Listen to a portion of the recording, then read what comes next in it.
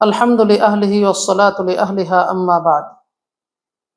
সম্মানিত সুধী, আজকে আমি আলোচনা করার ইচ্ছা করেছি কুরআনুল কারীমের ফজিলত সংক্রান্ত 40টি হাদিসের দশম হাদিস।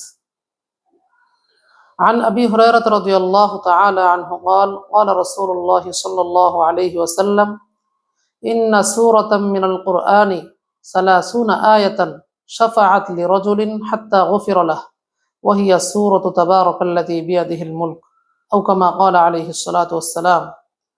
হযরত আবু হুরায়রা রাদিয়াল্লাহু তাআলা আনহু থেকে বর্ণিত, আল্লাহর রাসূল সাল্লাল্লাহু আলাইহি ওয়াসাল্লাম ইরশাদ করেন, কুরআনুল কারীমের মধ্যে 30 আয়াত বিশিষ্ট একটি সূরা রয়েছে, যেই সূরাটি তার পাঠকারীর জন্য সুপারিশ করতে থাকবে যতক্ষণ না তাকে ক্ষমা করা হবে।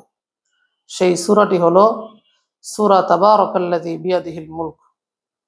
তিরমিজি শরীফ, হাদিস নাম্বার 2891।